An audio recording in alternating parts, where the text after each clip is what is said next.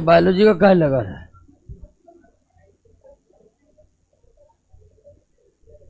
Biology का लगा हुआ है।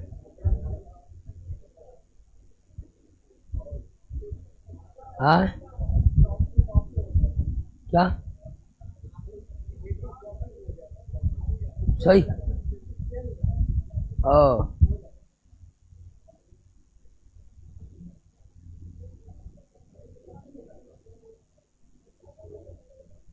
उसको चेंज करिए, टॉपिक का नाम आज गड़बड़ा गया है।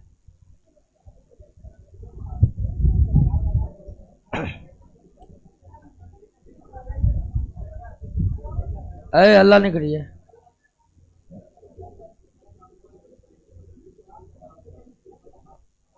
तो कहाँ पर आ गए हैं?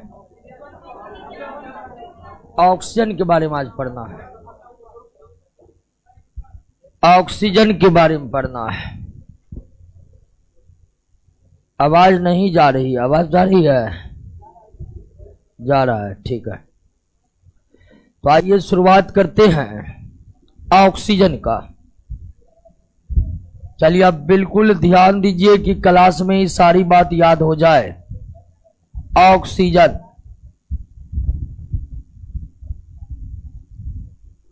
और इतनी बात तो आपको पता ही होगा कि ऑक्सीजन एक गैसीय तत्व है, और जो भी गैसीय तत्व है वो सब के सब अधातु है, नॉन मेटल है। ऑक्सीजन गैस है, ये बात आप जानते होंगे। और ये बात भी आप जानते हैं कि जो भी गैस तत्व है वो सब के सब अधातु है, यानी कोई भी धातु गैसीय तत्व नहीं है। गैसीय तत्व धातु नहीं है। तो ऑक्सीजन और इसका परमाणु संख्या कितना होता है? 8 होता है। और इसका परमाणु द्रव्यमान कितना होता है? 16 AMU होता है। तो ऑक्सीजन इसका परमाणु संख्या 8 है, और जितना परमाणु संख्या होगा उतना ही इसमें क्या होगा? इलेक्ट्रॉन होगा। तो ऑक्सीजन के परमाणु में इलेक्ट्रॉन की भी संख्या कितनी है? 8 है।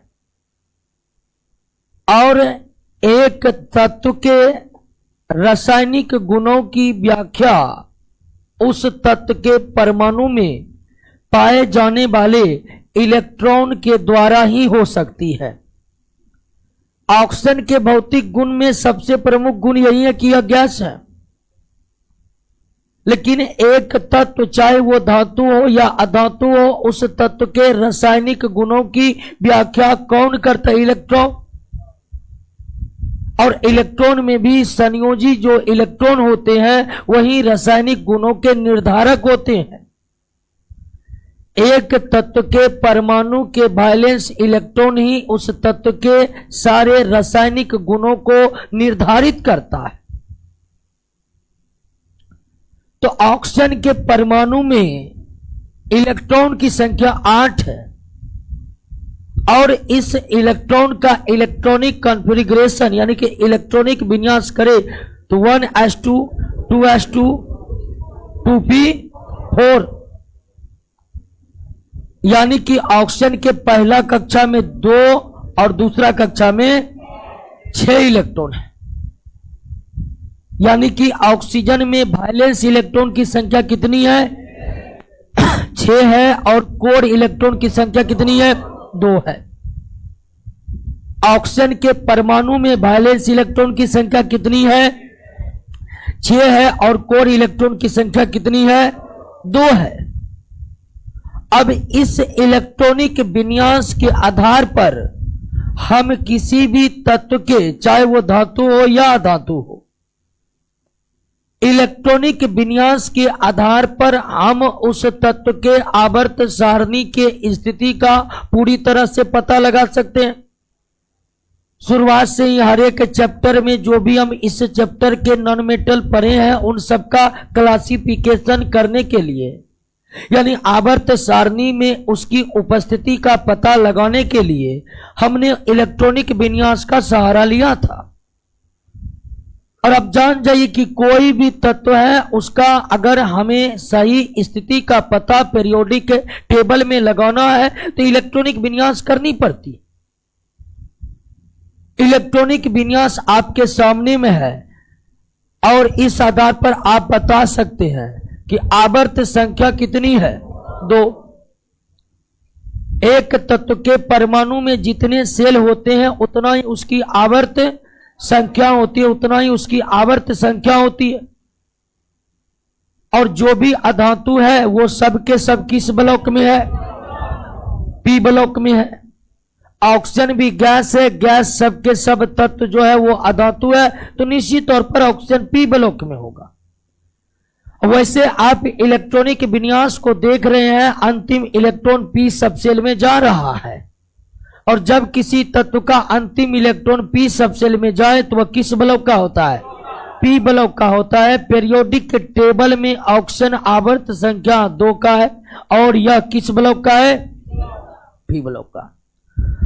अब अगर ये क्लासीफाई हो गया है कि ऑक्सीजन पी ब्लॉक का है तो पी ब्लॉक का वर्ग संख्या बराबर valence electron plus 10, valence electron plus 10 यानी कितना, 16। यानी कि ऑक्सीजन जो है वह आवर्त संख्या 2 में और वर्ग संख्या 16 का सदस्य है। ऑक्सीजन आवर्त संख्या 2 और वर्ग संख्या 16 का सदस्य, पीरियड नंबर 2 और ग्रुप नंबर 16 का सदस्य है ऑक्सीजन। क्लियर हो गया? तो पीरियोडिक टेबल में इसका स्थान कैसे ज्ञात किए वो क्लियर हुआ, समझ गए इन बात को। तो ऑक्सीजन का परमाणु संख्या 8 है, ऑक्सीजन में वैलेंस इलेक्ट्रॉन की संख्या 6 है, ऑक्सीजन में कोर इलेक्ट्रॉन की संख्या 2 है, ऑक्सीजन आवर्त सारणी की आवर्त संख्या 2 में है, ऑक्सीजन आवर्त सारणी के वर्ग संख्या 16 में है, वर्ग संख्या 16 में है। क्लियर? अब आइए ऑक्सीजन की उपस्थिति का पता लगाते हैं।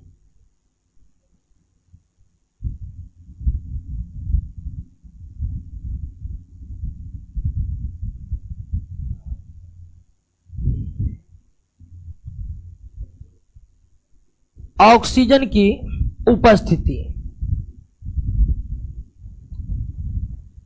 ऑक्सीजन की उपस्थिति की बात करें तो यह मुक्त अवस्था में भी है और यह संयुक्त अवस्था में भी है। मुक्त अवस्था में भी है और संयुक्त अवस्था का मतलब यौगिकों में।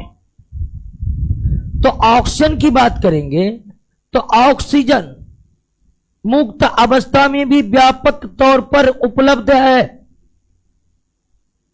और ऑक्सीजन मुक्त अवस्था में कहां उपलब्ध है, तो आपके वायुमंडल में या पृथ्वी के वायुमंडल में 21% गैस केवल कौन है, ऑक्सीजन है। तो ऑक्सीजन मुक्त अवस्था में भी प्रचुर मात्रा में उपलब्ध है और ऑक्सीजन मुक्त अवस्था में प्रचुर मात्रा में वायुमंडल का अवयव है। पृथ्वी के वायुमंडल का 21% हिस्सा किस रूप में मौजूद है, ऑक्सीजन के रूप में मौजूद है। किस रूप में मौजूद है? और संयुक्त अवस्था में भी यह ऑक्सीजन व्यापक रूप से मौजूद है। और संयुक्त अवस्था में आप जानते हैं कि पृथ्वी की जो ऊपरी परत है जिसको क्या कहते हैं, भूपर पट्टी, उस भूपर पट्टी में लगभग 49.5% केवल और केवल क्या है, ऑक्सीजन।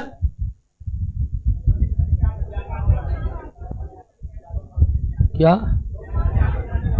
हाँ, तो उतना ही एक्यूरेट। तो पृथ्वी के भूपर पट्टी पर 49 से भी ज्यादा, लगभग आधा हिस्सा किसका है, ऑक्सीजन का है। किसका है? ऑक्सीजन का है। 2 नंबर पर आप जानते हैं कि सिलिकॉन का है। 2 नंबर पर किसका नंबर है?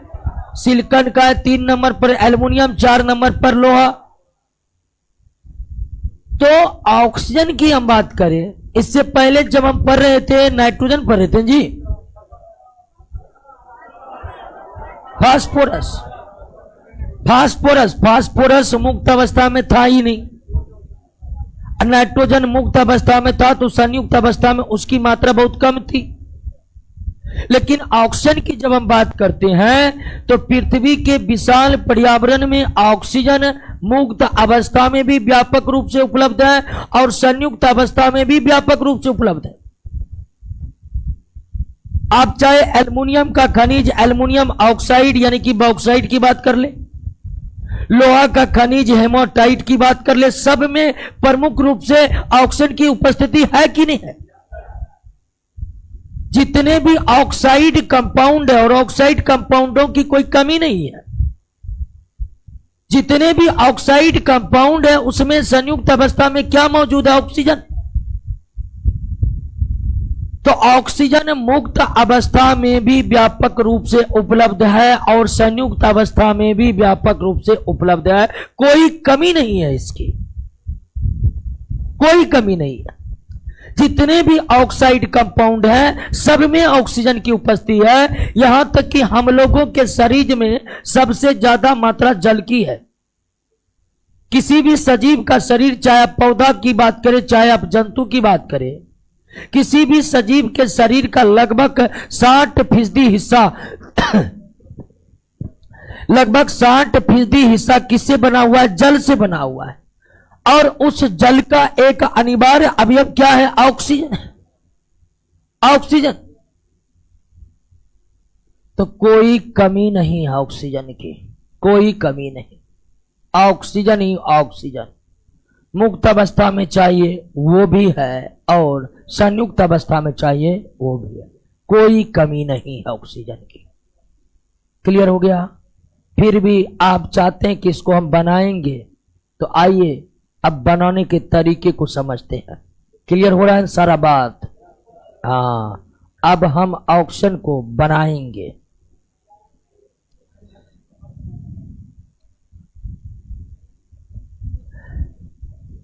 ऑक्सीजन गैस बनाने के तरीके। अब कहिएगा इतना है तो बनाइए काहे रहे हैं, ठीक है। तो बनाना तो पड़ेगा। संयुक्त अवस्था में जो ऑक्सीजन है उसको निकालना पड़ेगा कि नहीं पड़ेगा। तो बनाने के तरीके पर भी हम बात करेंगे। ऑक्सीजन गैस को कैसे तैयार कर सकते हैं, और तैयार करने की 2 विधियों का हम जिक्र करते हैं। एक, आप इसे लैब में कैसे तैयार करेंगे, प्रयोगशाला विधि क्या है, लैब मेथड क्या है। तो ऑक्सीजन को प्रयोगशाला में तैयार करने के लिए पोटेशियम क्लोरेट किसका इस्तेमाल किया जाता है, पोटेशियम क्लोरेट का इस्तेमाल किया जाता है। पोटेशियम क्लोरेट को जब गर्म करते हैं 693 केल्विन, नोट में सही करिएगा, जब पोटेशियम क्लोरेट को गर्म करते हैं 693 केल्विन, तब यह टूट करके पोटेशियम क्लोराइड और ऑक्सीजन बनाता है, पोटेशियम क्लोराइड और ऑक्सीजन बनाता है। और यहां पर एक कैटलिस्ट का इस्तेमाल करते हैं, और वो कैटलिस्ट कौन है, मैग्नीज डाइऑक्साइड। वो कैटलिस्ट कौन है, और कैटलिस्ट का इस्तेमाल है पोटेशियम क्लोरेट ऑक्सीजन बनाने के लिए। जो कच्चा पदार्थ है पोटेशियम क्लोरेट और जो उत्प्रेरक कैटलिस्ट है मैग्नीज डाइऑक्साइड, इसको किस अनुपात में लेते हैं, 5:3 में लेते हैं। तो प्रयोगशाला में ऑक्सीजन गैस को तैयार करने के लिए पोटेशियम क्लोरेट को मैग्नीज डाइऑक्साइड की उपस्थिति में गर्म करके तैयार किया जाता है। और प्रयोगशाला में ऑक्सीजन गैस तैयार करने के लिए पोटेशियम क्लोरेट और उत्प्रेरक मैग्नीज डाइऑक्साइड को किस अनुपात में लिया जाता है, 5:3 में लिया जाता है। किस अनुपात में लिया जाता है, 5:3 में लिया जाता है। और यहां पर जो आपका मैग्नीज डाइऑक्साइड है, ये मैग्नीज डाइऑक्साइड कैटलिस्ट का काम करता है, उत्प्रेरक का काम करता है। और उत्प्रेरक के बारे में हम सामान्य बात यही समझें कि उत्प्रेरक कैटेलिस्ट वो पदार्थ है दोस्तों जो अभिक्रिया के वेग को बढ़ाते हैं या घटाते हैं, दोनों करते हैं, घटाते भी हैं, लेकिन फिलहाल यहां पर ये बढ़ाते हैं। यानी कि अगर हम मैग्नीज डाइऑक्साइड इस्तेमाल नहीं करेंगे तो क्या पोटेशियम क्लोरेट गर्म होकर ऑक्सीजन नहीं देगा? लेकिन अगर मैग्नीज डाइऑक्साइड का हम इस्तेमाल करते हैं तो वह पोटेशियम क्लोरेट के मेल्टिंग पॉइंट को, द्रव्यमान को बहुत घटा देता है। और मैग्नीज डाइऑक्साइड का इस्तेमाल करने पर पोटेशियम क्लोरेट का मेल्टिंग पॉइंट यानी कि द्रव्यमान बहुत घट जाता है। कितना पर आ जाता है? 493 पर आ जाता है, जिससे बहुत आसानी से और तेजी के साथ हमें ऑक्सीजन गैस की प्राप्ति होती है। तो मैग्नीज डाइऑक्साइड जो यहां उत्प्रेरक का काम कर रहा है, तो किस रूप में काम कर रहा है? तो यहां पर मैग्नीज डाइऑक्साइड पोटेशियम क्लोरेट के मेल्टिंग पॉइंट को कम करके कम ताप पर ही ऑक्सीजन को रिलीज करवाने लगता है, यही काम है। लेकिन कैटलिस्ट के बारे में एक बात हम और समझे थे कि कैटलिस्ट का इस्तेमाल बहुत कम मात्रा में किया जाता है, लेकिन यहां पर बहुत ज्यादा हो रहा है। तो यहां पर आप कह सकते एक तरह का अपवाद है कि इतनी ज्यादा कैटलिस्ट का इस्तेमाल हो रहा है, तो यहां पर करना पड़ता है ताकि जल्दी से जल्दी आपको ज्यादा से ज्यादा लैब में ऑक्सीजन गैस की प्राप्ति हो। क्लियर हो गया? बात समझ गए? प्रयोगशाला में ऑक्सीजन गैस कैसे तैयार होगा? क्लियर? जब प्रयोगशाला में पोटेशियम क्लोरेट को गर्म करेंगे तो कौन गैस निकलेगा? ऑक्सीजन निकलेगा। प्रयोगशाला में पोटेशियम क्लोरेट को गर्म करने पर कौन गैस निकलेगा? ऑक्सीजन गैस निकलेगा। प्रयोगशाला में घरों पर गर्म करिएगा तो ऑक्सीजन निकलेगा। यानी कि पोटेशियम क्लोरेट को गर्म करने पर कौन गैस निकलता है? ऑक्सीजन। यहां पर कैटलिस्ट मैग्नीज डाइऑक्साइड का इस्तेमाल करने पर क्या सुविधा हमें प्राप्त होती है? पोटेशियम क्लोरेट का मेल्टिंग पॉइंट काफी घट जाता है और कम ताप पर ही ऑक्सीजन गैस की प्राप्ति होने लगती है, ऑक्सीजन गैस की प्राप्ति होने लगती है। क्लियर हो गया? अब समीकरण आपके सामने में बैलेंस करिएगा तो 3 दूनी 6 हो जाएगा, 3 दूनी 6 हो जाएगा। और यहां कितना लगेगा? 3 दूनी 6 और यहां क्या लगेगा? 2। और आपका इक्वेशन हो गया बैलेंस। बैलेंस इक्वेशन द्रव्यमान संरक्षण नियम का पालन करता है, जबकि अनबैलेंस इक्वेशन द्रव्यमान संरक्षण नियम का पालन नहीं करता है। और किसी भी रासायनिक अभिक्रिया में अनिवार्य रूप से द्रव्यमान संरक्षण नियम का पालन होता ही होता है। इसीलिए बैलेंस अगर समीकरण नहीं है तो वो पूरी तरह से सही नहीं है, लेकिन गलत नहीं है, ये भी आप याद रखिए।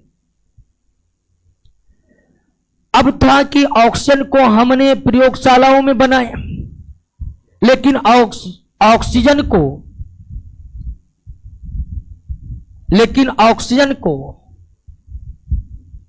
औद्योगिक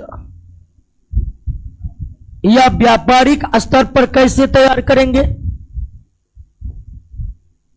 अब आप कहिएगा कि औद्योगिक या व्यापारिक स्तर पर ये तैयार करने की जरूरत है? और ऑक्सीजन की सबसे ज्यादा जरूरत अस्पतालों में कृत्रिम श्वसन के दौरान होती है। और भी कई तरह के उपयोग है जो आपके नोट में दिया हुआ है। तो ऑक्सीजन के कई सारे उपयोग है और सबसे ज्यादा उपयोगिता तो इस बात को आप जानते ही होंगे कि इसका इस्तेमाल अस्पतालों में कृत्रिम सांस देने के लिए किया जाता है। तो इसे औद्योगिक स्तर पर तैयार करना ही पड़ेगा। और औद्योगिक स्तर पर ऑक्सीजन को तैयार करने के लिए 2 विधियां प्रचलित हैं। औद्योगिक स्तर पर ऑक्सीजन को तैयार करने के लिए 2 विधियां प्रचलित है। पहली विधि है कि आप जल का कर दीजिए क्या? इलेक्ट्रोलाइसिस। जल का क्या कर दीजिए? इलेक्ट्रोलाइसिस, विद्युत अपघटन। और जल का विद्युत अपघटन करेंगे तो कई बार हम इस समीकरण को लिख चुके हैं जब इक्वेशन पढ़ा रहे थे। कि अगर हम जल का इलेक्ट्रोलाइसिस करेंगे तो निश्चित तौर पर ये अपने आयन में टूट जाएगा। हाइड्रोजन धनात्मक आयन बना लेंगे, ऑक्सीजन ऋणात्मक आयन बना लेंगे। और इलेक्ट्रोलाइसिस की प्रक्रिया में अगर हाइड्रोजन धनात्मक आयन बनाया है तो धनात्मक किस तरफ भाग जाएगा? ऋणात्मक के तरफ, ऋणात्मक ग्रिड के तरफ, यानी किधर भाग जाएगा? इलेक्ट्रोलाइसिस में निगेटिव ग्रिड को क्या कहते हैं? और पॉजिटिव हमेशा कहां पर जाएगा? निगेटिव पर ही जाएगा, क्योंकि पॉजिटिव निगेटिव एक दूसरे को आकर्षित करेंगे। और आपका ऑक्सीजन हो जाएगा कहां पर? एनोड पर। तो व्यापारिक स्तर पर ऑक्सीजन गैस की तैयारी जल का इलेक्ट्रोलाइसिस करके किया जाता है, और यही विधि सबसे ज्यादा प्रचलित है, क्योंकि इस पृथ्वी के ऊपर पट्टी पर जल की कोई कमी नहीं है। 70% जल, 70% हिस्सा केवल किससे घिरा हुआ है? जल से घिरा हुआ। कोई भी जल हो, चाहे वो लवण जल हो, मीठा जल हो, कोई भी जल हो, वह H2O ही है। कोई भी जल हो तो फर्क नहीं पड़ता है कि लवण जल है या फिर कोई और जल है। लवण जल है तो और अच्छा रहेगा, क्योंकि इलेक्ट्रोलाइसिस और तेजी के साथ होगा। तो औद्योगिक स्तर पर व्यापक रूप से ऑक्सीजन गैस उत्पादन करने के लिए किस प्रक्रिया का इस्तेमाल किया जाता है? तो जल का इलेक्ट्रोलाइसिस किया जाता है। और जब जल का इलेक्ट्रोलाइसिस करेंगे, ऑक्सीजन कहां पर प्राप्त होगा? एनोड पर प्राप्त होगा। और उद्योगों में जल का इलेक्ट्रोलाइसिस करने के लिए, उद्योगों में जल का इलेक्ट्रोलाइसिस करने के लिए एक विशेष प्रकार के उपकरण का इस्तेमाल होता है, जिस उपकरण का नाम है Hofmann voltameter. Hofmann voltameter, Hofmann voltameter वह उपकरण जिससे उद्योगों में जल का इलेक्ट्रोलाइसिस करने पर, जल का इलेक्ट्रोलाइसिस करके ऑक्सीजन गैस तैयार किया जाता है। ऑक्सीजन गैस तैयार किया जाता है। और इस तरह से ऑक्सीजन गैस तैयार करने का एक पता यह है कि बाय प्रोडक्ट के रूप में आपको क्या प्राप्त हो रहा है? हाइड्रोजन प्राप्त हो रहा है। और हाइड्रोजन की कितनी ज्यादा वर्तमान समय में उपयोगिता है, इस बात को आप समझ ही रहे होंगे, पढ़ा चुके हैं हाइड्रोजन। तो औद्योगिक स्तर पर या व्यापारिक स्तर पर ऑक्सीजन गैस की प्राप्ति जल का विद्युत अपघटन कराकर किया जाता है, जल का इलेक्ट्रोलाइसिस करके किया जाता है। और उद्योगों में जल का इलेक्ट्रोलाइसिस करने के लिए एक विशेष प्रकार के उपकरण का इस्तेमाल किए जाते हैं, और उस विशेष प्रकार के उपकरण का नाम क्या है? Hofmann voltameter. हॉफमैन वोल्टामीटर वह उपकरण जिसके द्वारा उद्योगों में जल का इलेक्ट्रोलाइसिस करके क्या तैयार किया जाता है? ऑक्सीजन तैयार किया जाता है। क्लियर? लेकिन ऑक्सीजन गैस तैयार करने की एक दूसरी औद्योगिक विधि भी है, और दूसरी औद्योगिक विधि है हवा। हवा जिसका मुख्य अवयव है जलवाष्प, कार्बन डाइऑक्साइड, ऑक्सीजन और नाइट्रोजन। दूसरी स्थिति है कि हवा का प्रभाजी आसमन, पहले हवा से जलवाष्प और कार्बन डाइऑक्साइड को क्या कर दिया जाता है? हटा दिया जाता है। कैसे? तो ग्राम का विसरण नियम का उपयोग करके इन दोनों को क्या कर दिया जाता है? अलग कर दिया जाता है। अगर हम हवा से सारे जलवाष्प और कार्बन डाइऑक्साइड को हटा दे तो हवा में क्या बचा रह जाएगा?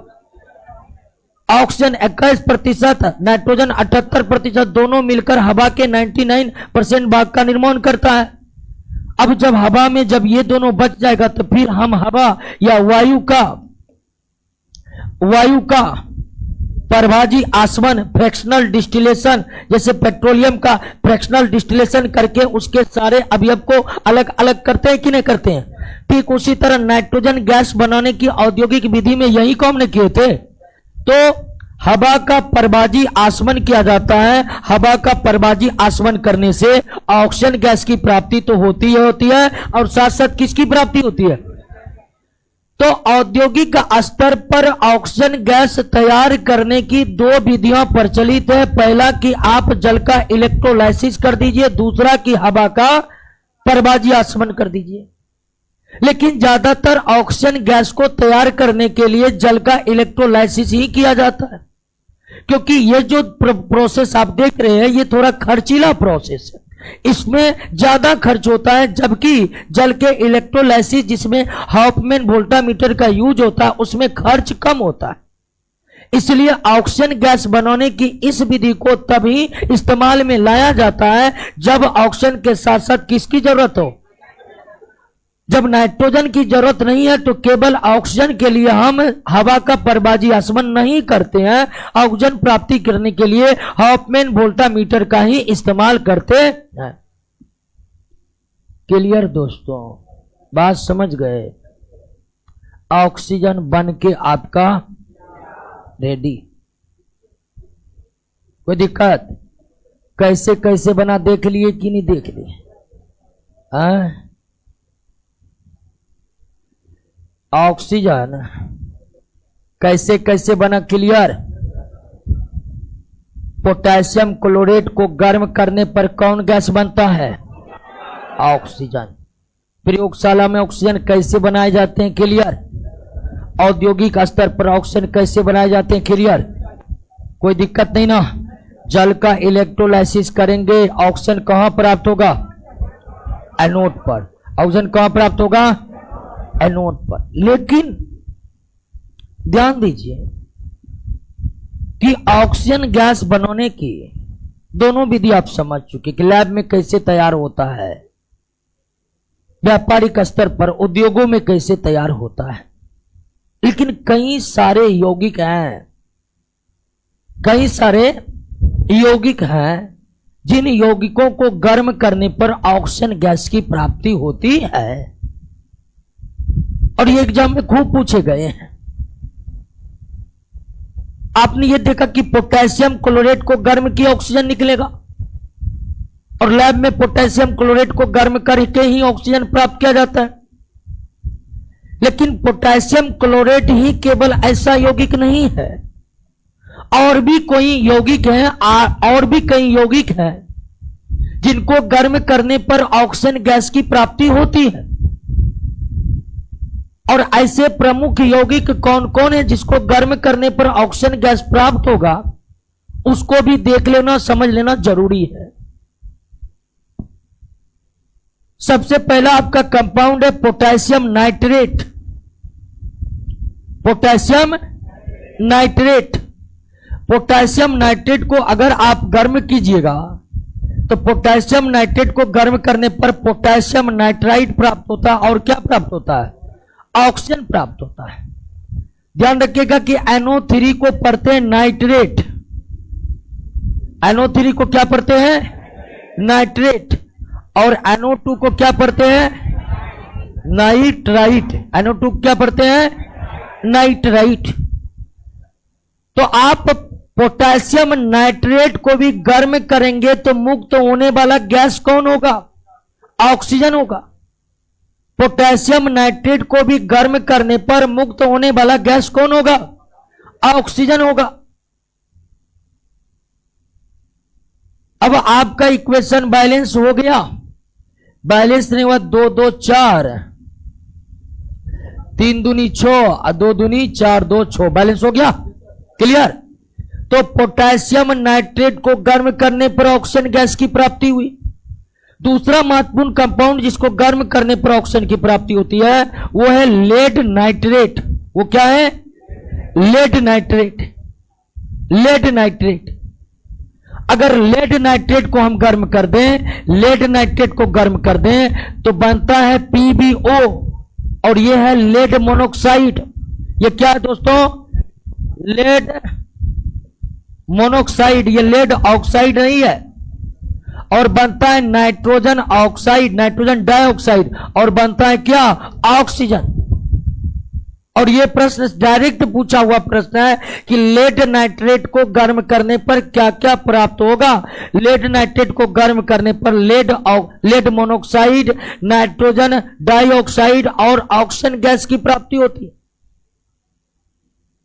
तो पोटेशियम नाइट्रेट को गर्म करेंगे तो भी रिलीज होने वाला गैस कौन होगा? ऑक्सीजन। लेड नाइट्रेट को गर्म करेंगे, रिलीज होने वाला गैस कौन है? ऑक्सीजन। अब बैलेंस करिएगा, 3 दूनी 6, 2 और 3 दूनी 6 दूनी 12, 4। क्लियर? 2 दूनी 4 और 4। क्लियर हो गया? बैलेंस हो गया? हुआ बैलेंस? 2 और दूनी 4 नाइट्रोजन, 4 नाइट्रोजन है, 2 लेड है, 2 दूनी 4 लेड। नहीं, लेड पर नहीं है ये, 2 लेड पर नहीं है, 2 लेड लोड हो गया। तो पोटेशियम नाइट्रेट को गर्म करने पर भी रिलीज होने वाला गैस कौन है? ऑक्सीजन। लेड नाइट्रेट को भी गर्म करने पर रिलीज होने वाला गैस कौन है? ऑक्सीजन। और एक महत्वपूर्ण कंपाउंड पोटेशियम परमैंगनेट KMN4। अगर पोटेशियम परमैंगनेट को गर्म करेंगे, पोटेशियम परमैंगनेट को गर्म करेंगे तो बनता है K2MnO4, मैग्नीज डाइऑक्साइड, और रिलीज होने वाला गैस कौन? ऑक्सीजन।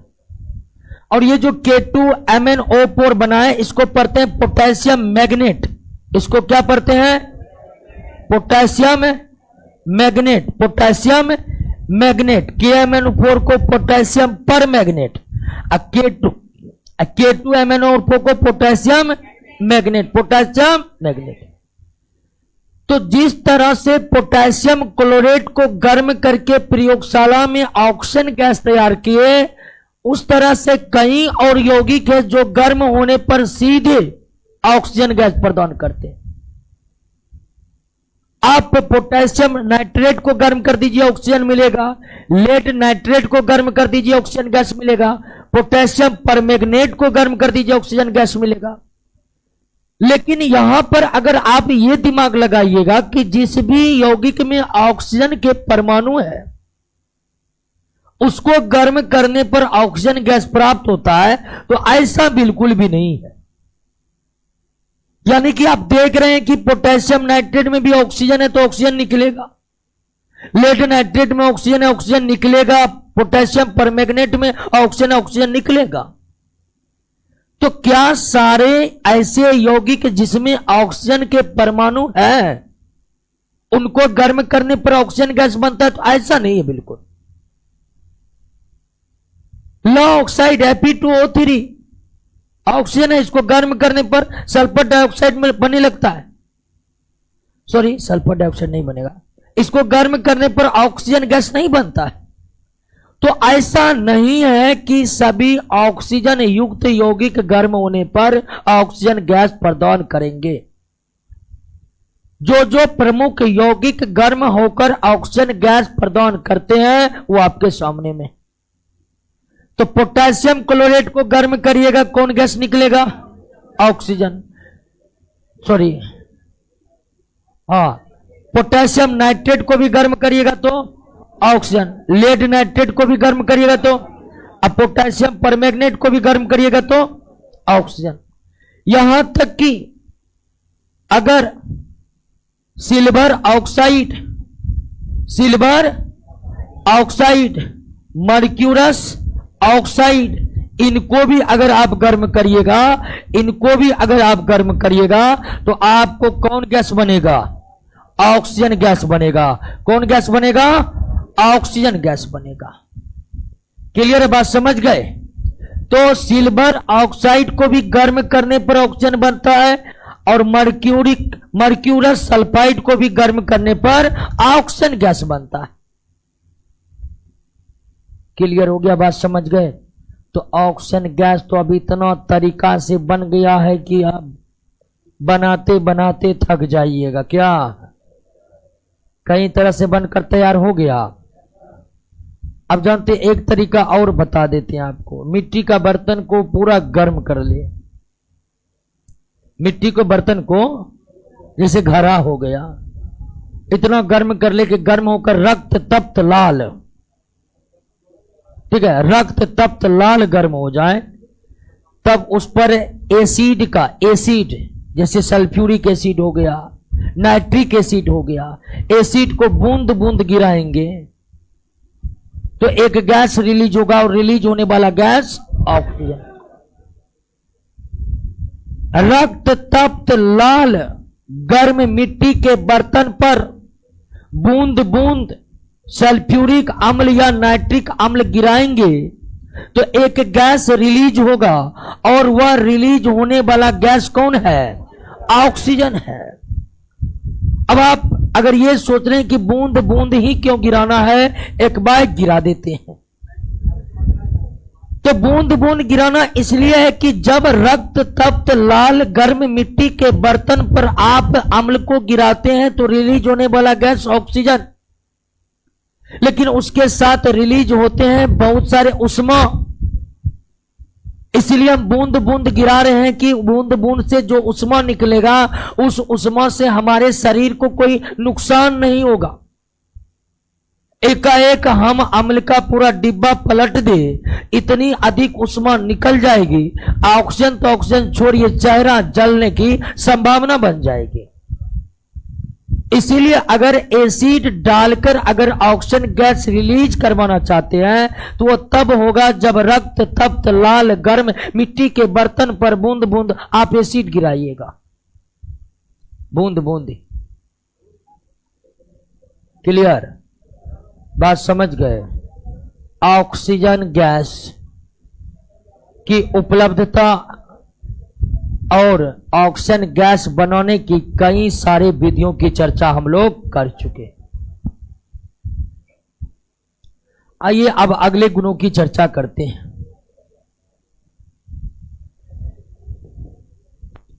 ऑक्सीजन गैस भी आपका रंगहीन गैस है,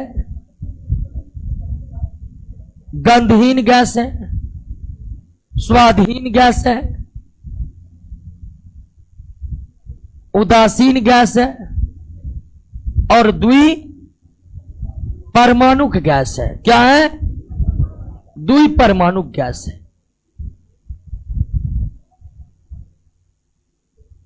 जितने भी गैसीय तत्व थे, जितने भी गैसीय तत्व थे लगभग सब में यही गुण था जो ऑक्सीजन में है। हम हाइड्रोजन और नाइट्रोजन के बारे में पढ़ चुके हैं, और जब हाइड्रोजन और नाइट्रोजन के बारे में पढ़ रहे थे तो कुछ ऐसी स्थिति थी कि नहीं दोनों गैस की। तो हाइड्रोजन गैस रंगहीन गैस, ऑक्सीजन गैस रंगहीन गैस है, गंधहीन गैस है, स्वादहीन गैस है, उदासीन गैस है, यानी कि ऑक्सीजन गैस का जलीय विलयन का पीएच मान 7 ही होगा। और ऑक्सीजन हाइड्रोजन और नाइट्रोजन के तरह कैसा गैस है? द्विपरमाणुक गैस है। यानी ऑक्सीजन के एक अणु का निर्माण होने में कितने परमाणुओं की आवश्यकता पड़ती है? 2 परमाणुओं की आवश्यकता पड़ती है। द्विपरमाणुक गैस है।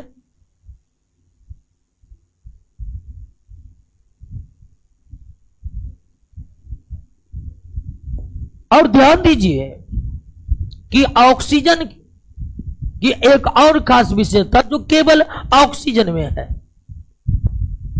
ऑक्सीजन, ठीक है, ऑक्सीजन गैस अक्रिय गैस को छोड़कर, इनर्ट गैस को छोड़कर, हीलियम, नियॉन, ऑर्गन, क्रिप्टॉन, जेनन और रेडोन क्या है? इनर्ट गैस है। Inert gas.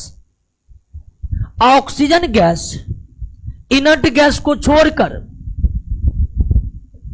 इनर्ट गैस को छोड़कर अन्य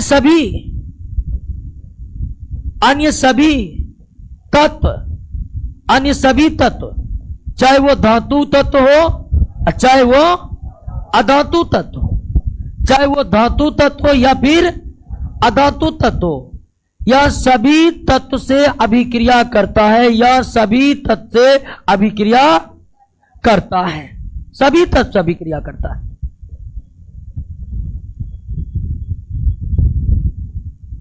ऐसी विशेषता अब तक किसी तत्व में आपको देखने को मिली नहीं मिली।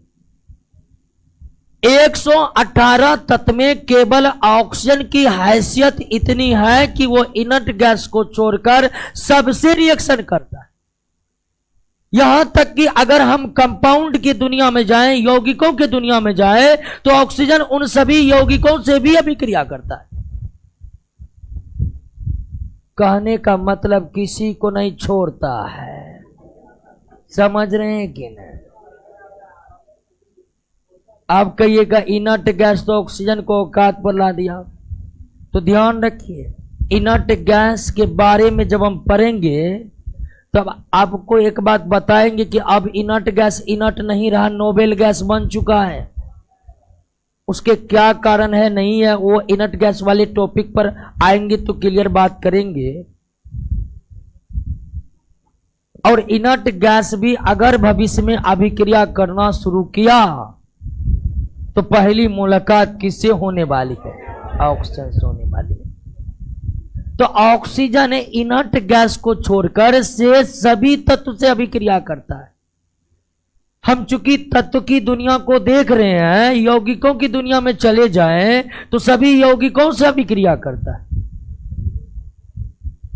अब जानते हैं जिस तरह तत्व को हम धातु और अधातु में बांटते हैं, यौगिकों को अम्ल भस्म लवण में बांटे हैं ना, वो सभी अम्ल भस्म लवण से अभिक्रिया करता है। ऑक्सीजन अम्ल से अभिक्रिया करता है, लवण से अभिक्रिया करता है, भस्म से अभिक्रिया करता है। तो तत्व तो छोड़िए, यौगिक को भी नहीं बकसता ऑक्सीजन। अब तब तो आप कहिएगा कि ऑक्सीजन की अगर ये स्थिति है, अगर ऑक्सीजन की ये स्थिति है तो बिल्कुल आप कह सकते कि ऑक्सीजन अत्यंत क्रियाशील तत्व है। अगर ऑक्सीजन की ये स्थिति है तो हम कह सकते हैं कि ऑक्सीजन अत्यंत क्रियाशील तत्व है, सबसे अभिक्रिया कर रहा है। लेकिन आप ये नहीं कह सकते। बात जितनी आवाज नहीं होनी चाहिए, समझा? नौकरी दिनों दिन कहां जा रही, सब क्या सोच रहा है? ठीक है। हाँ, बाद में जब किराना दुकान खोलना पड़ेगा ना, लोन नहीं मिलेगा, तब समझ में आएगा कि क्या कर रहे हैं। समझे कि नहीं समझे? ध्यान दीजिए, ध्यान दीजिए। बिल्कुल हम बार बार करें कि क्लास में ध्यान दीजिए, क्लास में सारी बात याद हो जाए।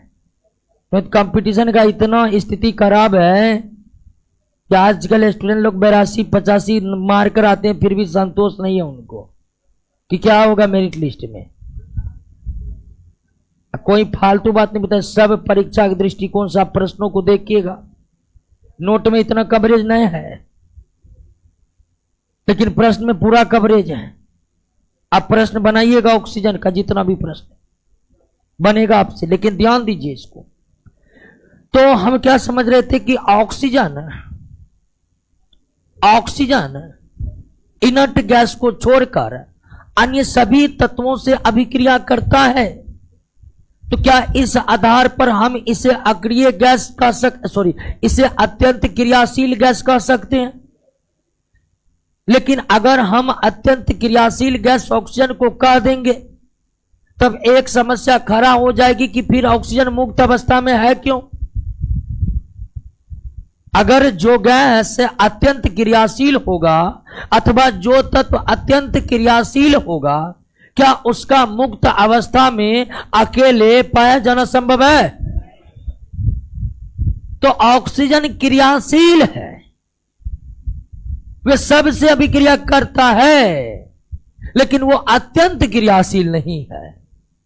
ऑक्सीजन क्रियाशील है लेकिन अत्यंत हाईली रिएक्टिव नहीं है। ऑक्सीजन रिएक्टिव है लेकिन हाईली रिएक्टिव नहीं है। जो स्थिति फास्फोरस की थी, जो स्थिति धातु में सोडियम की है, जो स्थिति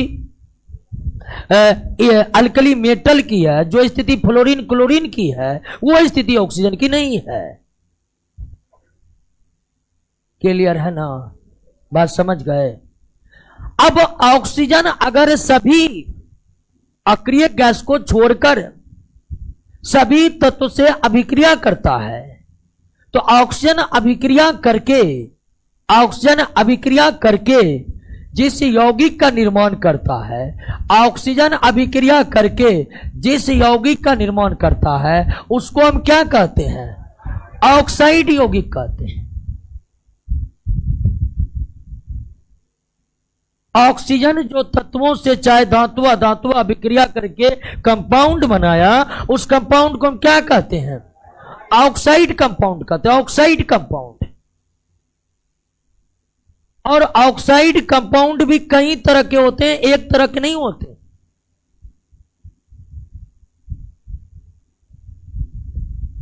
पहला आपका अल्कली ऑक्साइड, क्षारीय ऑक्साइड। पहला ऑक्साइड आपका हो गया अल्कली ऑक्साइड, क्षारीय ऑक्साइड। और क्षारीय ऑक्साइड कौन बनाते हैं? धातु, जैसे sodium monoxide, barium oxide, calcium oxide, ठीक है, लौ ऑक्साइड,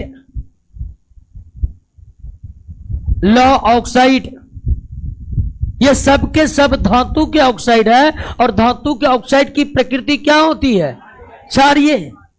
सोडियम मोनोक्साइड का जलीय विलयन का पीएच मान 7 से अधिक होगा, क्योंकि सोडियम ऑक्साइड धातु का ऑक्साइड है और धातु का ऑक्साइड की प्रकृति क्या होती है? क्षारीय होती है।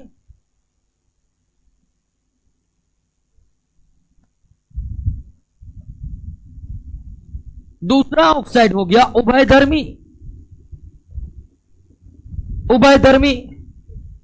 एम्फोटेरिक। और एम्फोटेरिक ऑक्साइड भी कौन बनाते हैं? धातु। यानी धातु का ऑक्साइड तो क्षारीय होते हैं, लेकिन कुछ धातु का ऑक्साइड क्या होते हैं? उभयधर्मी होते हैं। कुछ धातु का ऑक्साइड क्या होते हैं? उभयधर्मी होते हैं, जिनमें 3 नाम तो आपको याद ही होगा: aluminium oxide, zinc oxide, stannous oxide, beryllium oxide, lead oxide. कई उभयधर्मी ऑक्साइड का जिक्र हम मेटल चैप्टर में भी किए हुए। तो धातु के ऑक्साइड या तो क्षारीय होगा या उभयधर्मी होगा। अधातु के ऑक्साइड ना तो क्षारीय हो सकते हैं और न ही उभयधर्मी हो सकते हैं। और उभयधर्मी ऑक्साइड, एम्फोटेरिक ऑक्साइड का क्या मतलब हुआ? एम्फोटेरिक ऑक्साइड का मतलब हुआ कि ऐसे ऑक्साइड जो अम्लीय और क्षारीय, एसिडिक एंड अल्कली दोनों प्रॉपर्टीज को इंडिकेट करता हो। ऐसे ऑक्साइड जो अम्लीय और क्षारीय दोनों गुणों का प्रदर्शन करता हो, उसे हम क्या कहते हैं? उभयधर्मी ऑक्साइड। यानी उभयधर्मी ऑक्साइड अम्लीय के तरह व्यवहार भी करता है और क्षार के तरह भी व्यवहार करता है, लेकिन एक साथ दोनों गुणों का प्रदर्शन करना तो संभव नहीं है। ये बात तो आप जानते हैं कि कोई एक यौगिक एक साथ अम्ल और क्षार के गुणों को व्यक्त नहीं कर सकता। तो उभयधर्मी ऑक्साइड की अभिक्रिया जब अम्ल से होती है तो वो क्षार के गुणों को प्रदर्शित करते। उभयधर्मी ऑक्साइड जब अम्ल के साथ अभिक्रिया करते हैं तो वे क्षार के गुणों को प्रकट करते हैं। और उभयधर्मी ऑक्साइड जब क्षार से अभिक्रिया करता है तो वे अम्ल के गुणों को प्रकट करते हैं। तो उभयधर्मी ऑक्साइड, एम्फोटेरिक ऑक्साइड, वो ऑक्साइड जो अम्लीय और क्षारीय दोनों गुणों को प्रदर्शित करते हैं, लेकिन अलग अलग। उभयधर्मी ऑक्साइड जब किसी अम्लीय पदार्थ से अभिक्रिया करता है तो वे अपने क्षारीय गुणों को प्रदर्शित करते हैं। उभयधर्मी ऑक्साइड जब किसी क्षारीय पदार्थ से अभिक्रिया करता है तो वे अपने अम्लीय गुणों का प्रदर्शन करते हैं।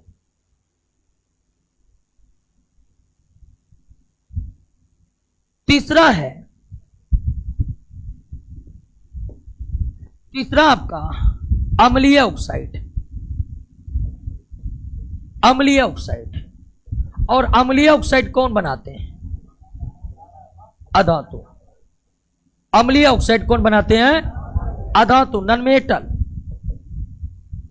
जैसे carbon dioxide, sulphur dioxide, sulphur trioxide, phosphorus pentoxide. ये सब किसके ऑक्साइड है?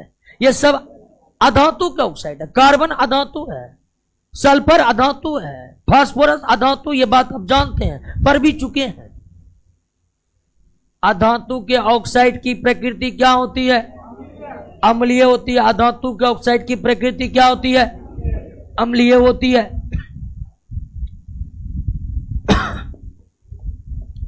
और कुछ ऑक्साइड है उदासीन ऑक्साइड, ना तो अम्लीय ना तो, और उदासीन ऑक्साइड भी कौन बनाते हैं? अधातु ही बनाते हैं। उदासीन ऑक्साइड भी कौन बनाते हैं? जिसमें कार्बन मोनोऑक्साइड है, नाइट्रस ऑक्साइड है, नाइट्रिक ऑक्साइड है।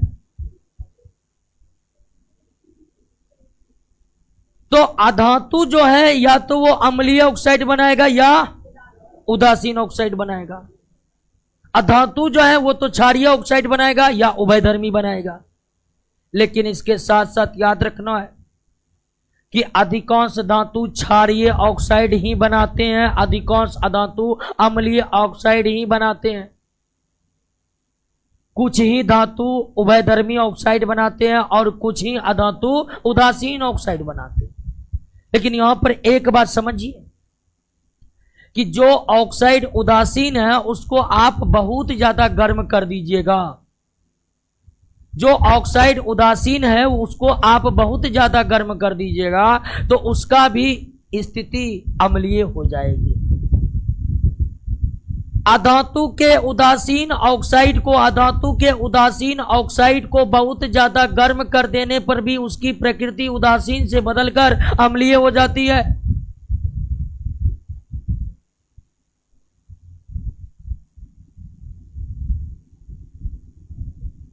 अगला ऑक्साइड है पर ऑक्साइड।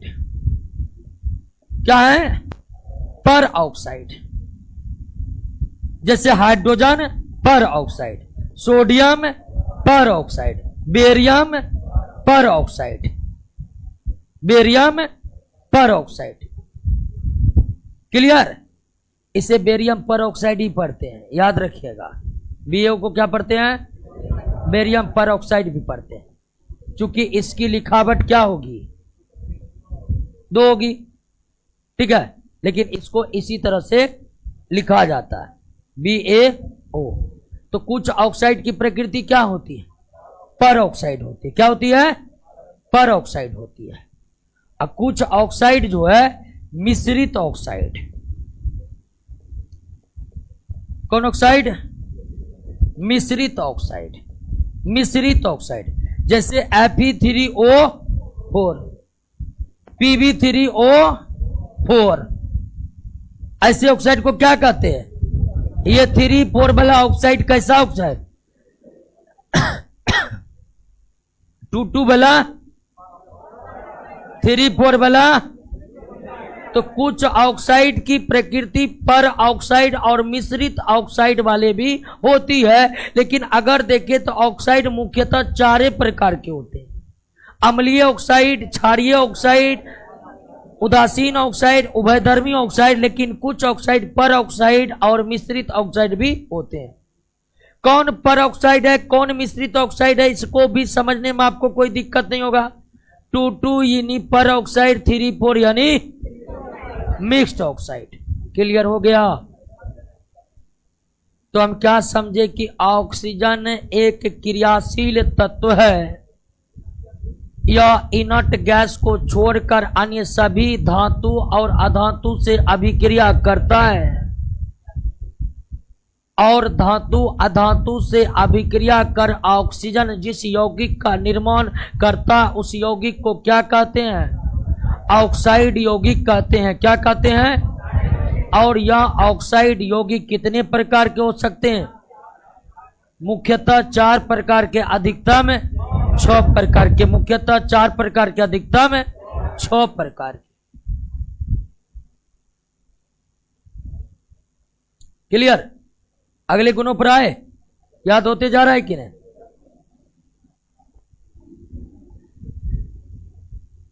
अगला कि आप नाइट्रोजन के बारे में जब पढ़े थे तो एक बात हम ये भी जिक्र किए थे कि नाइट्रोजन का इस्तेमाल ईंधन के तौर पर नहीं हो सकता। नाइट्रोजन का इस्तेमाल ईंधन के तौर पर नहीं हो सकता है। और अगर नाइट्रोजन का इस्तेमाल ईंधन के तौर पर नहीं हो सकता है तो क्यों नहीं हो सकता? इसका क्या कारण था? क्योंकि वह जलती नहीं है, ज्वलन को कम करती है। यह नाइट्रोजन का एक प्रॉपर्टीज था, गुण था। लेकिन क्या नाइट्रोजन जलने वाली गैस है? नहीं। और जो जलेगी नहीं उसे हम ईंधन के तौर पर क्या इस्तेमाल कर सकते हैं? तो ऑक्सीजन भी व्यापक मात्रा में उपलब्ध है, न तो मुक्त अवस्था में इसकी कमी है और न ही संयुक्त अवस्था में इसकी कमी है। तो अगर आपको ख्याल आता है कि इतना ऑक्सीजन ऑक्सीजन ही ऑक्सीजन, तो फिर क्या इसका ईंधन के रूप में इस्तेमाल हो सकता? नहीं हो सकता, नहीं हो सकता। क्योंकि ऑक्सीजन गैस स्वयं नहीं जलती है, नहीं जलती है, परंतु ऑक्सीजन गैस दहन, पोषक तथा श्वसन पोषक गैस है, तथा श्वसन पोषक गैस है। इतनी तो जानकारी आपको होगी ही होगी कि इस पृथ्वी पर जितना भी सजीव है सबके लिए श्वसन करना अनिवार्य है। बिना श्वसन के किसी भी सजीव का जीवन संभव। और श्वसन के लिए जो सबसे महत्वपूर्ण गैस है वो कौन है? ऑक्सीजन। तो ऑक्सीजन की सबसे बड़ी उपयोगिता है कि यह सभी पृथ्वी पर के सभी सजीवों के जीवन का मुख्य आधार बनाती है। अगर ऑक्सीजन को निकाल फेंके पृथ्वी के पर्यावरण से तो फिर पृथ्वी की कोई भी जैव विविधता बची नहीं रहेगी, सारी की सारी नष्ट हो जाएगी। जो आप पेड़ पौधे और तमाम तरह के जंतुओं की दुनिया को देखते हैं यह ऑक्सीजन के बदौलत। तो ऑक्सीजन श्वसन पोषक है और इस बात की जानकारी आपको होगी। मेन बात है कि हम इसको किस रूप में अभी समझने का कोशिश करेंगे? दहन पोषक के रूप में। दहन पोषक। ऑक्सीजन गैस स्वयं नहीं जलती है, लेकिन कोई भी पदार्थ, अपवादों को छोड़ दे तो कोई भी पदार्थ बिना ऑक्सीजन के जल नहीं सकता। किसी भी पदार्थ के जलने के लिए, किसी भी ईंधन के जलने के लिए ऑक्सीजन की उपस्थिति अनिवार्य है। बिना ऑक्सीजन का कोई पदार्थ जल ही नहीं सकता है, कुछ अपवाद को छोड़ दे तो। जैसे मैग्नीशियम के बारे में हम पढ़ रखे हैं कि वह नाइट्रोजन गैस में जलती है, तो वो अपवाद है। अन्य सभी के जलने के लिए किसकी आवश्यकता? ऑक्सीजन की। इसलिए ऑक्सीजन दहन पोषक है, स्वयं तो नहीं जलती है लेकिन सभी को जलने में मदद कौन करता है? कभी कभी ध्यान दीजिए कि एक कंफ्यूजन क्रिएट हो जाता है। कंफ्यूजन ये क्रिएट हो जाता है कि 118 तत्व अब तक खोज हो चुका है। 118 तत्व में धातु सबसे ज्यादा क्या है? धातु। और अधातुओं की संख्या मात्र 22 है। अधातुओं की संख्या मात्र 22 मात्र। बाकी सब धातु है। अब कुछ उपधातु है, मेटेलोइड है। तो कभी कभी ये लगता है कि जो मात्र 22 अधातु है उसका कोई महत्व ज्यादा है नहीं। बेशक आज के जमाने में लोहा और एल्युमिनियम को हटा दे तो पूरा वैश्विक अर्थव्यवस्था तहस नहस हो जाएगा। आज के डेट में आप कल्पना कर सकते हैं कि एक देश को लोहा की जरूरत नहीं है। लोहा को अर्थव्यवस्था की रीढ़ कहा जाता है। रीढ़, हर काज में चाहिए लोहा। चाहे ट्रेन की पटरी बिछाना हो या चाहे खुद ट्रेन बनाना हो, लोहा चाहिए ही चाहिए। लोहा की पूरे वैश्विक अर्थव्यवस्था में जिस धातु का सबसे ज्यादा इस्तेमाल होता है वो लोहा है, और दूसरा स्थान किसका है? एल्युमिनियम है। तो आज की स्थिति यह है कि हम धातुओं के बिना जीवन की कल्पना ही नहीं कर सकते। लोहा ना हो, एल्युमिनियम ना हो, लिथियम ना हो, सोना ना हो, चांदी ना हो, तो क्या आज के तांबा ना हो, तो क्या आज के इस जीवन में जिंदा रहना संभव है? नहीं, नहीं संभव है। तो धातुओं का महत्व बेशक बहुत ज्यादा है, लेकिन धातुओं का महत्व बेशक बहुत ज्यादा है, उसके सामने में आप अधातुओं के महत्व को कम नहीं कर सकते, क्योंकि उसकी संख्या 22 है। अकेले अधातु ऑक्सीजन सब धातु को ठेंगा देखा देगा। क्या जी? क्योंकि यह है दहन पोषक और श्वसन पोषक। तो अधातुओं की संख्या मात्र 22 है, इससे इसकी उपयोगिता को आप धातु से कम मत करिएगा, क्योंकि अकेले अधातु में ऑक्सीजन निकल ले पृथ्वी के पर्यावरण से, तो फिर क्या करेगा लोहा और क्या करेगा एल्युमिनियम? है कि नहीं है? तो अधातुओं की उपयोगिता को आप धातुओं से कमतर आंक रहे हैं। अगर आप अधातुओं की उपयोगिता को धातुओं से कमतर आंक रहे हैं तो सचेत हो जाइए, क्योंकि अब आपके सामने ऑक्सीजन है जिनके बिना ना आप रह पाइएगा और ना कुछ जला पाइएगा। ठीक है? और ना रह पाए और रह पाए तो फिर भी कुछ जला ना पाए, तो फिर तो लोहा भी उपयोग लायक नहीं बनेगा। अब जानते हैं कि लोहा को भी उपयोग करने के लिए बात्या भट्टी में गर्म होना पड़ता है, जलना पड़ता है, और उस जलने में भी उसकी सहायता कौन करता है? अच्छा। तो धातुओं की उपयोगिता बहुत ज्यादा है। ऑक्सीजन दहन पोषक और श्वसन पोषक गैस है। ऑक्सीजन दहन पोषक और श्वसन पोषक गैस। क्लियर हो गया? तो ऑक्सीजन की इतनी ज्यादा महत्व है जो आप देख ही चुके हैं। दहन पोषक होना और श्वसन पोषक होना ऑक्सीजन को कहां पहुंचा दिया है तत्वों की दुनिया में, ये आप जान चुके हैं।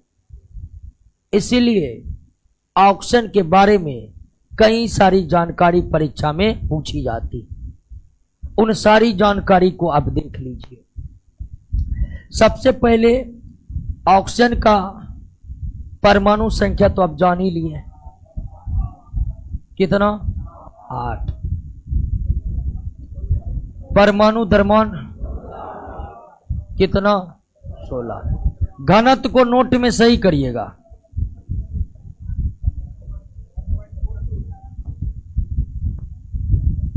घनत्व नोट में सही दिया हुआ है, सही करिएगा। यह है घनत्व।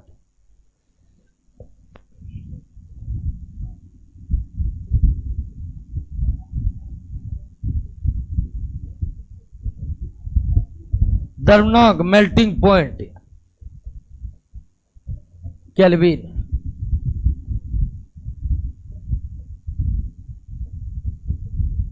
क्वथनांक boiling point 90 kelvin. Atomic radius परमाणु त्रिज्या 74 पिको मीटर।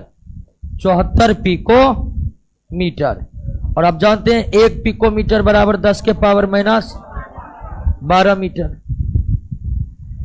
किसी तत्व के परमाणु के नाभिक से उसके अंतिम कक्षा के दूरी के परमाणु त्रिज्या कहते हैं। क्या कहते हैं?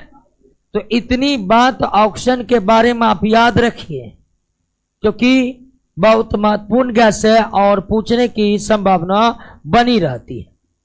परमाणु संख्या 8, द्रव्यमान संख्या 16, घनत्व 1.42, 7 ग्राम प्रति लीटर। इस घनत्व का क्या मतलब हुआ आपको पता है ना, कि 1 लीटर ऑक्सीजन गैस को हम स्टोर करेंगे तो उसका वजन कितना होगा, 1.427 ग्राम, 7 ग्राम।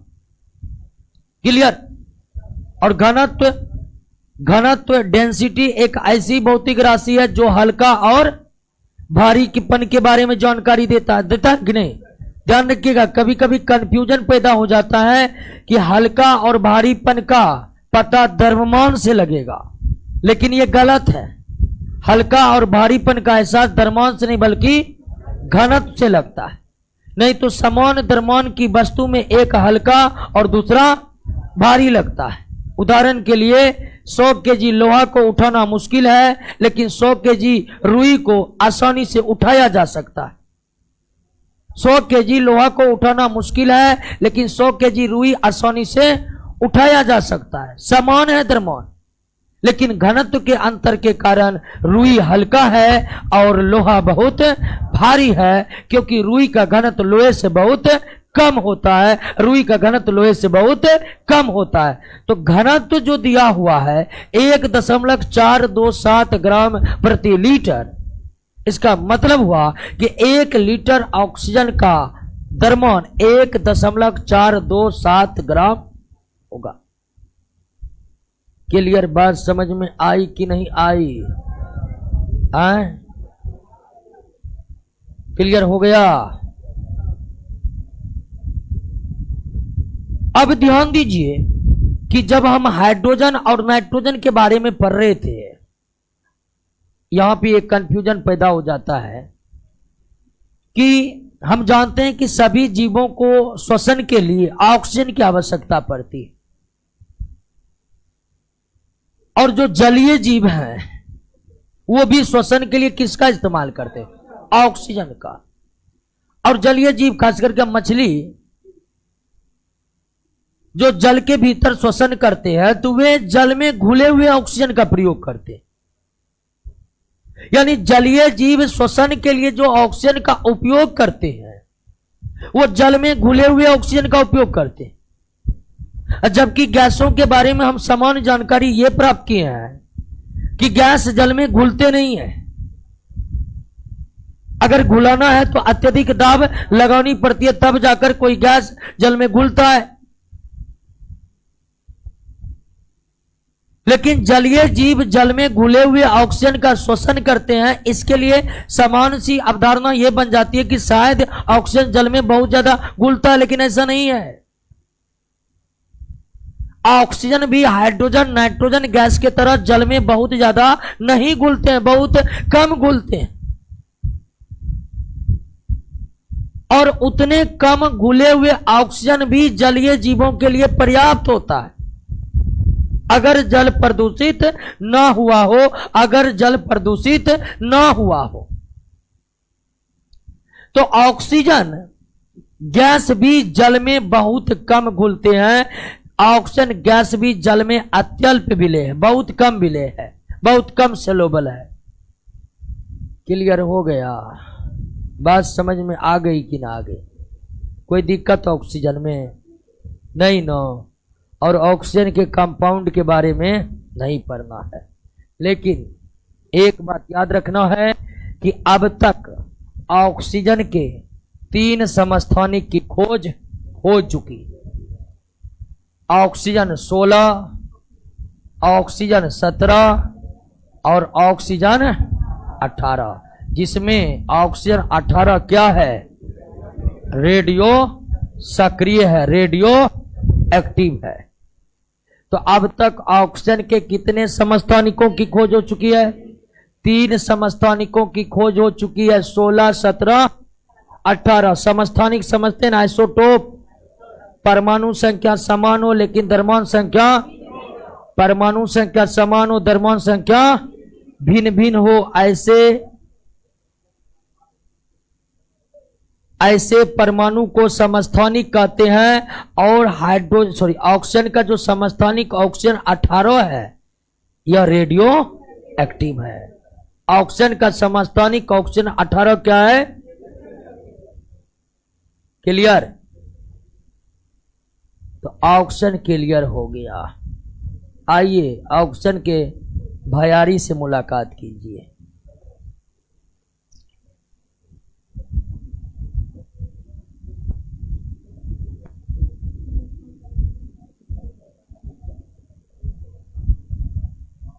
ओजोन,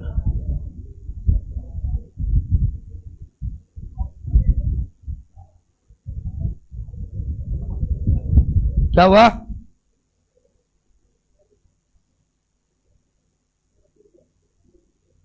बातचीत नहीं, ऑक्सीजन चल रहा, ऑक्सीजन।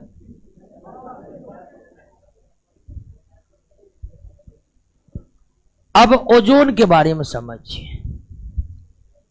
अगर सिर्फ एक लाइन में बताना है कि भाई ओजोन है क्या, तो हम कह सकते हैं कि ऑक्सीजन का एलोट्रॉप्स है, अपर रूप है। तो ओजोन क्या है? ओजोन ऑक्सीजन का अपर रूप है, एलोट्रॉप्स। और अपर रूप क्या है, इसकी जानकारी तो हमें प्राप्त हो ही चुकी है। हम तमाम तरह के कार्बन के अपर रूप के बारे में बात किए, हम तमाम तरह के फास्फोरस के अपर रूप के बारे में बात किए। तो अपर रूप एक ही परमाणु से बना पदार्थ जिनके रासायनिक गुण समान हो लेकिन भौतिक गुणों में भिन्नताएं हैं, उसे हम अपर रूप कहते हैं। ऑक्सीजन और ओजोन के रासायनिक गुण समान है, अर्थात ऑक्सीजन और ओजोन एक ही तरह से रासायनिक अभिक्रिया करते हैं, लेकिन ऑक्सीजन और ओजोन के भौतिक गुणों में भिन्नताएं होती हैं। ऑक्सीजन गंधहीन गैस है, लेकिन इसमें सड़ी हुई मछली के तरह बदबू आती है। ऑक्सीजन गंधहीन गैस है, लेकिन ओजोन में सड़ी हुई मछली के तरह बदबू आती है। यह भौतिक गुणों में अंतर है। और दूसरा भौतिक गुणों तो जस्ट आपको दिख ही रहा है, 16 दूनी 32, 16 तिया 48, वजन भी समान नहीं है। अब यह जो ओजोन है, ओजोन, यह ओजोन प्राकृतिक तौर पर निर्मित होते हैं। यह ओजोन वायुमंडल में प्राकृतिक तौर पर निर्मित होते हैं। कैसे प्राकृतिक तौर पर निर्मित होते हैं? तो पृथ्वी के 20 किलोमीटर ऊंचाई पर समताप मंडल के वायु में जो ऑक्सीजन है उस पर सूर्य के अल्ट्रा वायलेट रे यानी कि पराबैंगनी किरण का प्रभाव पड़ता है। अल्ट्रा वायलेट रे का प्रभाव पड़ता है और ऑक्सीजन पर अल्ट्रा वायलेट रे के प्रभाव से ही निर्मित होते हैं क्या? ओजोन। और बैलेंस करिएगा तो आप खुद ब खुद देख सकते हैं कि अगर 3 ऑक्सीजन के अणु जुड़ेंगे तो 2 ओजोन के अणु तैयार होंगे, 2 ओजोन के अणु तैयार होंगे। तो ओजोन जो है इसका निर्माण प्रकृति में स्वतः होता है, 20 किलोमीटर ऊंचाई पर होता है और यह हमारे प्रकृति की एक सबसे बहुत महत्वपूर्ण प्रक्रिया है। इन प्रक्रियाओं के जरिए सूर्य के हानिकारक पराबैंगनी किरणें पृथ्वी पर आने से रुक जाता है। अगर पराबैंगनी किरणें पृथ्वी पर आ गया तो फिर जीवन संभव नहीं होगा और पृथ्वी के स्थल पर तब तक जीवन का उदय नहीं हुआ जब तक वायुमंडल में ओजोन परत नहीं बना। अगर आप बायोलॉजी के बारे में जरा सा भी याद है या जानते हैं तो आप ये जानते होंगे कि इस पृथ्वी पर पहली बार जीवन का उदय जल के भीतर हुई। क्यों? तो स्थल पर होना संभव ही नहीं था, उस समय ओजोन परत था ही नहीं। आखिर उस समय ओजोन परत क्यों नहीं था? तो उस समय ऑक्सीजन ही नहीं था, तो कौन सा ओजोन परत होगा? और जल की बात करिएगा तो जल जो है पराबैंगनी किरणों को सोख लेता है, इसीलिए जलीय वातावरण जीवन उदय के लिए ठीक था और वहीं पर बैक्टीरिया के रूप में पहली बार जीवन का उदय हुआ। और धीरे धीरे धीरे जल में ही पहले शैवाल सबकी उत्पत्ति हुई, प्रकाश संश्लेषण करने वाले जीव की उत्पत्ति हुई, प्रकाश संश्लेषण हुआ, तब जाकर वायुमंडल में ऑक्सीजन आया, ओजोन परत बना, और ओजोन परत बनने के बाद स्थल पर जीवन की शुरुआत हुई। तो पृथ्वी के 20 किलोमीटर ऊंचाई पर जो ओजोन परत बना हुआ है वो कैसे बनता है वो देख लिए। अब आप कहिएगा कि अगर ऐसे होता तो एक दिन तो पूरा ऑक्सीजन खत्म हो जाएगा, सारा ओजोन में बन जाएगा। अगर ऐसा होता है तो आपके मन में विचार आ सकता है कि इस तरह अगर हुआ तो एक दिन पृथ्वी के वायुमंडल का सारा ऑक्सीजन ओजोन बन जाएगा और उसके बाद हम लोग करेंगे क्या। तो ये प्रक्रिया के विपरीत एक और प्रक्रिया चलती रहती है, ओजोन बनते रहता है और ओजोन टूटते रहता है, ओजोन बनते रहता है, ओजोन टूटते रहता है। 473 केल्विन, ठीक है, नोट में थोड़ा इधर उधर हो सकता है। ओजोन अपने आप किसमें टूट जाता है, ऑक्सीजन में टूट जाता है। किसमें टूट जाता है, ऑक्सीजन। यानी कि समताप मंडल में जो ओजोन बनने की प्रक्रियाएं चलती रहती है तो उसके साथ साथ स्वतः ओजोन टूटने की घटनाएं भी चलती रहती, और इस तरह से ओजोन और ऑक्सीजन की मात्रा क्या होती है, संतुलित रहती है।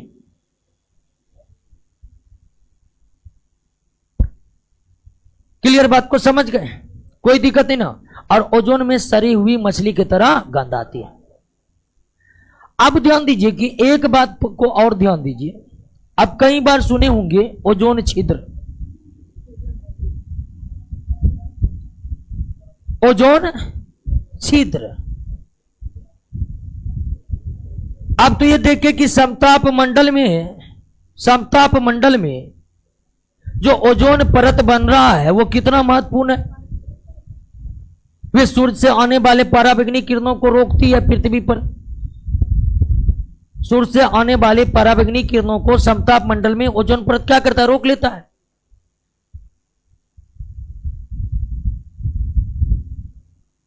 तो ओजोन परत बहुत महत्वपूर्ण है इस पृथ्वी के जैव विविधता को बनाए रखने के लिए।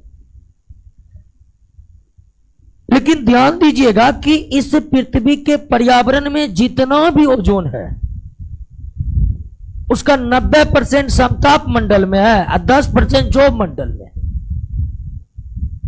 समताप मंडल का 90% ओजोन निश्चित तौर पर पृथ्वी का एक सुरक्षा कवच है, लेकिन जो 10% ऑक्सीजन है जो क्षोभ मंडल में वो प्रदूषण के कारण है। अगर हमारे वातावरण में बहुत ज्यादा ऑक्सीजन आ गया, ओजोन आ गया और श्वसन के माध्यम से अगर शरीर के अंदर चला गया तो फिर इससे वोमिटिंग सब होने लगता है, सिर चकराने लगता है। तो ओजोन एक अच्छी गैस है, जीवन रक्षक का काम करती है पृथ्वी के जैव विविधता के लिए। लेकिन समस्त ओजोन का 10% भाग जो क्षोभ मंडल में स्थित है वह ओजोन खराब ओजोन है, अच्छा नहीं है। अब समझिए ओजोन छिद्र के बारे में, नाम खूब सुने होंगे।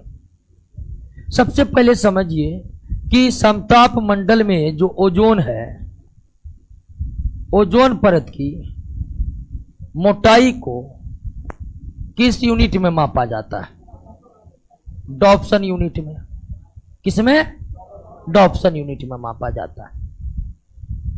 और एक डॉप्सन यूनिट बराबर, एक डॉप्सन यूनिट बराबर 0.0 मिलीमीटर मोटी ओजोन परत। ओजोन परत मापने के लिए तो आजकल कई सारे यूनिट का खोज हो चुका है, इस्तेमाल हो रहे हैं, लेकिन जो सबसे ज्यादा इस्तेमाल किया जाता है ओजोन परत के मोटाई को मापने में किस यूनिट का, डॉप्सन यूनिट का। और 0.01 मिलीमीटर मोटी ओजोन के परत को, 0.01 मिलीमीटर मोटी ओजोन परत को क्या कहते हैं, एक डॉप्सन यूनिट। 1 Dobson unit. और ओजोन परत की औसत मोटाई, ओजोन परत की औसत मोटाई 300 डॉप्सन यूनिट रहनी चाहिए। क्या रहनी चाहिए? 300 डॉप्सन। ये डेसिबल का सिंबल आ गया। 300 डॉप्सन होनी चाहिए। लेकिन याद रखिएगा कि जब 220 डॉप्सन से कम ओजोन परत की मोटाई हो जाती है,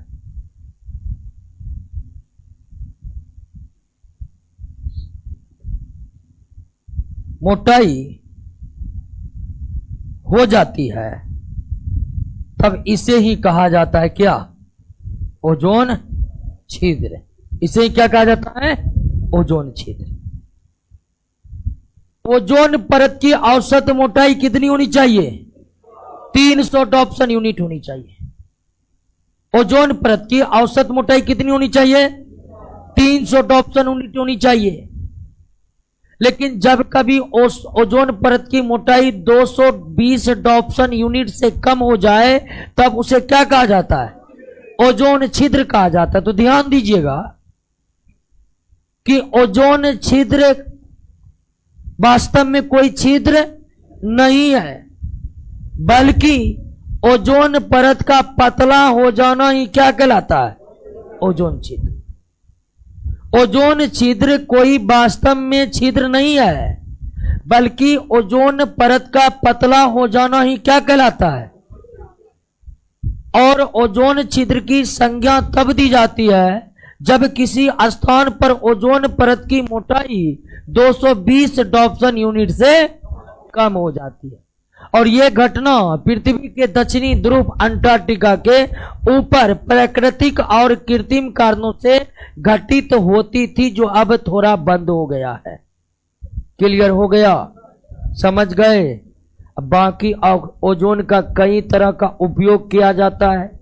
विरंजक के तौर पर भी उपयोग किया जाता है, ब्लीचिंग के तौर पर भी उपयोग किया जाता है। ओजोन एक ऑक्सीकारक पदार्थ है, ये बात तो बता चुके हैं। तो ऑक्सीजन समाप्ति की घोषणा कर ही देते हैं। अगला नॉन मेटल क्या है? सल्फर। उसके बाद हैलोजन, उसके बाद इनर्ट गैस। यानी 3 क्लास और इस चैप्टर में लगेगा। तो आइए दोस्तों, अगले क्लास में हम सल्फर और ऑक्सीजन का प्रश्न आज रात ही बना लीजिएगा, नहीं तो सब बात भूल जाइएगा। तब ऑक्सीजन का क्वेश्चन आज रात ही बना लेना है। तो अगले क्लास में आइए सल्फर के साथ बातों की शुरुआत करेंगे। ठीक है दोस्तों, गुड नाइट, मिलते हैं अगले क्लास में।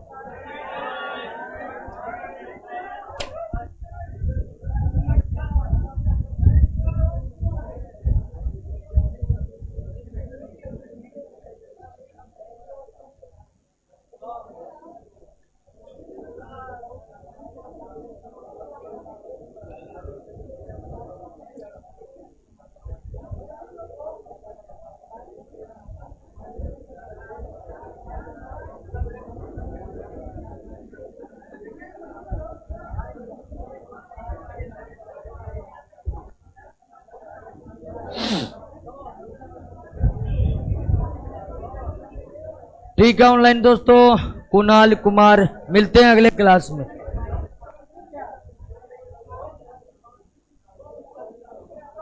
ये संठी होगा।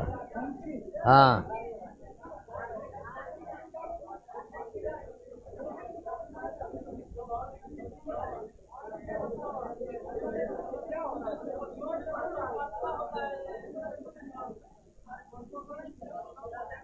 हाँ हाँ, यानी प्रदूषण के कारण ओजोन परत पतला होता है। हाँ, चलिए, आशीष, आनंद, दीपक, राज, मनीष कुमार। हाँ हाँ हाँ,